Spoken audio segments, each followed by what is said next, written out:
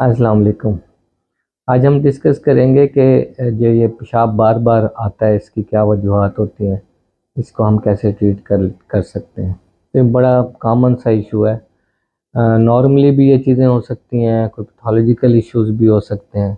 ज़रूरी नहीं अगर किसी को पेशाब बार बार आ रहा है तो वो बीमार है या उसको कोई मसला है। तो काफ़ी सारी वजूहात हैं जिससे आज क्लियर हो जाएगा कि पेशाब बार बार क्यों आता है। अब नॉर्मली तो ऐसे होता है कि हम वेरिएबल है कि 5 से 7 दफ़ा दिन में या 4 से 10 दफ़ा भी कुछ बुक्स कहती हैं कि यूरिन आ सकता है। इससे ज़्यादा भी आ सकता है। अब डिपेंडिंग अपॉन एक बंदे ने बहुत ज़्यादा पानी पिया हुआ है या पानी पी रहा है तो यूरिन तो बार बार आता रहेगा। ये ऐसे ही है जैसे रमज़ान में हम सहरी करते हैं, रोज़ा रखते हैं और बहुत ज़्यादा पानी इंटेक कर लेते हैं कि जैसे पता नहीं बहुत ज़्यादा पानी रह सकेगा। तो उस वक्त क्योंकि बॉडी में बहुत ज़्यादा पानी का कंटेंट होता है तो वो जब तक हमारे वाशरूम के विज़िट होते रहते हैं उसके बाद जाके हमें नींद आती है। तो एक बंदा जब ज़्यादा पानी पी रहा हो उसकी वजह से यूरिनेशन ज़्यादा हो सकती है।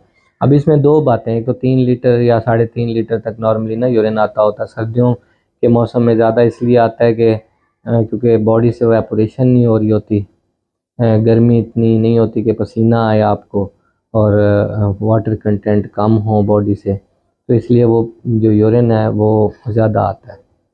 एक चीज़। दूसरा ये कि अब इसमें दो तीन चीज़ें हैं कि यूरिन का ज़्यादा आना एक अलग बात है, वाशरूम के ज़्यादा चक्कर लगना अलग बात है। जैसे कि एक बंदे को बहुत ज़्यादा एक यूरिन करने जाता है और उसको दो दो गिलास जितना यूरिन आ जाता है, 400 500 ml आ रहा है, 300 ml आ रहा है, तो ये यूरिन ज़्यादा है। यानी कि इसको पॉलीयूरिया कहते हैं। एक वो होता है कि यूरिन की फ्रीक्वेंसी ज़्यादा है, यानी कि वो वाशरूम के उसके विज़िट हैं, वो यूरिन जब करता है तो वो उसको एक कप जितना या इससे भी कम यूरिन आता है, तो ये फ्रीक्वेंसी है। तो ये फ्रीक्वेंसी या अर्जेंसी पॉलीयूरिया से डिफरेंट है। तो इसमें अर्जेंसी में फिर स्ट्रेस इनकंटिनेंस के किसी फीलिंग्स में यूरिन आ जाता है, यानी कि रो रहे हैं, हंस रहे हैं, खांस रहे हैं, तो स्ट्रेस इनकंटिनेंस कहते हैं।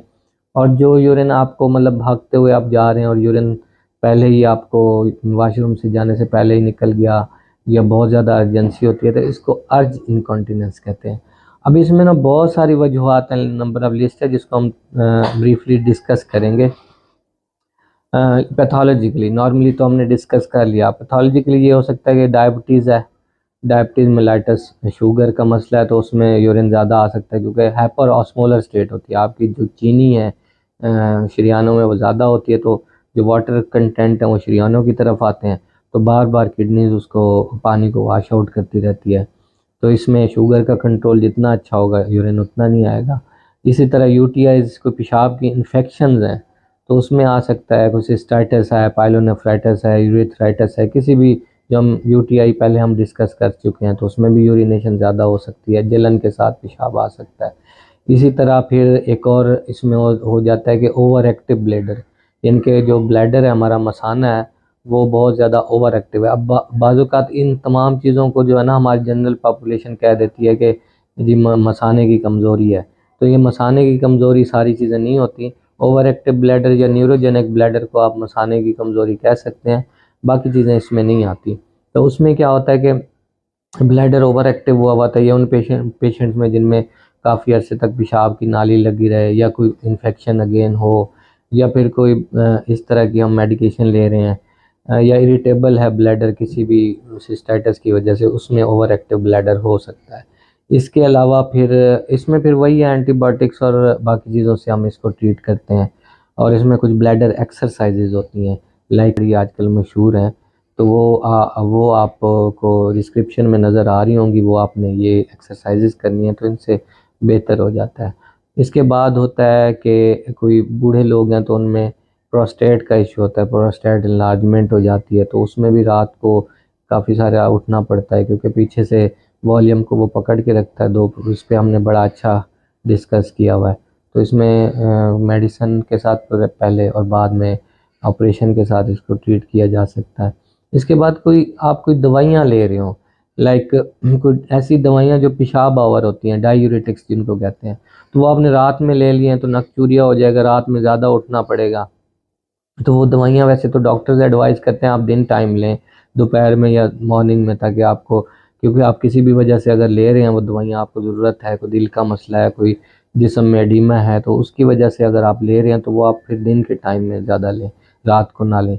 रात को पानी ज़्यादा ना पिएँ ताकि आपको रात को ज़्यादा ना उठना पड़े। पानी मॉर्निंग में आप ज़्यादा पिएँ, रात में आप एक मॉडरेट अमाउंट में पिएँ, तो आपको नकचूरिया नहीं होगा। इसी तरह जो है ना वो आपको अगर कोई स्लीप डिसऑर्डर्स है तो उसमें भी नकचूरिया हो सकता है, तो वो उसका जो है ना वो ट्रीटमेंट ज़रूरी है। इसी तरह CKD जो क्रॉनिक किडनी डिजीज़ दायमी बीमारी है गुर्दों की, उसमें भी ऐसे हो सकता है। तो वो डेफ़िनेटली आपको एक डॉक्टर के पास जाके तो उसको फ़ॉलो अप रखना है, वो उसके मुताबिक ट्रीट होगी।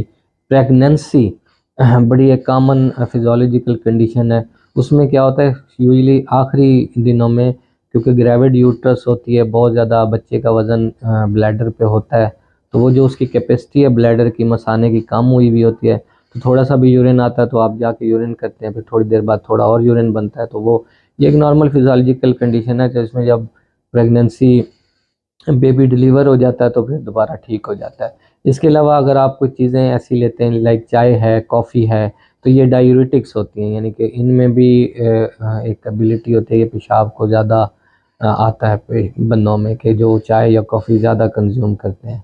और इसके अलावा स्ट्रिक्चर्स हो सकते हैं, यानी कि कोई यूरेथ्रा है उसमें कोई रुकावट, कोई पैदाइशी मसले, या बाद में एक्वायर्ड कोई ज़ख़म की वजह से स्ट्रिक्चर बन गया है, तो उसकी वजह से भी ये फ्रीक्वेंसी हो सकती है।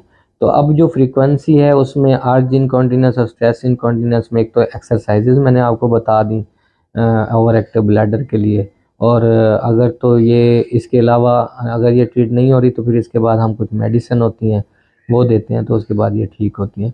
तो ये सारी चीज़ें इसमें आज डिस्कस करना इसलिए ज़रूरी था कि एक तो ये कंडीशंस हैं कुछ फिजियोलॉजिकल, लेकिन इसमें पैथोलॉजिकल भी हो सकते हैं, तो उसमें फिर ये सारी चीज़ें आपने देखनी है और डॉक्टर को कैसे विज़िट करना है। Thank you.